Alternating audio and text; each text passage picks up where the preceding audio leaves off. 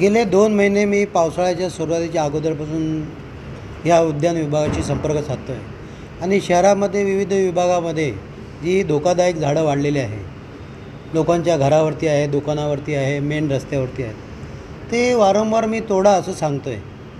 परंतु 2 महिन्यापासून संजय जाधव आणि अनिल तांबोरे आणि त्यांचा स्टाफ मी जवळजवळ 15 अर्ज दिलेले आहेत. आज तगायत त्या अर्ज कोणीही निकाली काढत नाही. समजा आज माणूस दिला असं ते सांगतात, आज तुमच्या माणूस तर ते एकच लाकूड तोडे माणूस असतो आणि उरलेली जी माणसं असतात ती बघत असतात फक्त. आणि 1 तासामध्ये दुसरा फोन येतो की माणसं आता दुसऱ्या प्रभागात पाठवायची आहेत. या प्रभागात जर का 21मध्ये माणसं पाठवली ती 10 मिनटं येतात, 10 मिनटानंतरची माणसं गायब होतात, संध्याकाळपर्यंत येत नाही. आणि सांगतात की आम्ही तुम्हाला माणसं दिली होती, पण ती माणसं 10च मिनटं आली होती. काम एक झाड तोडायचं असेल, फांद्या छाटायच्या असेल तर त्याच्या 2 फांद्या छाटल्या जातात.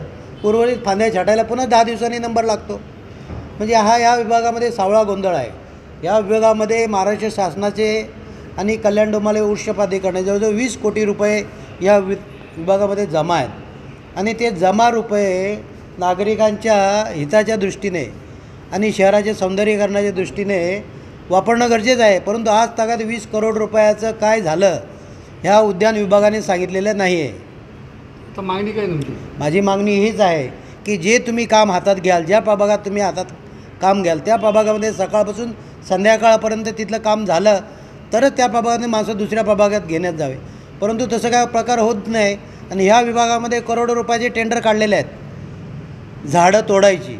मग जर का करोडो रुपये टेंडर काढलेले आहेत तर मग ते माणसं जातात कुठे आणि बिलं का कागदपत्री बनतात का?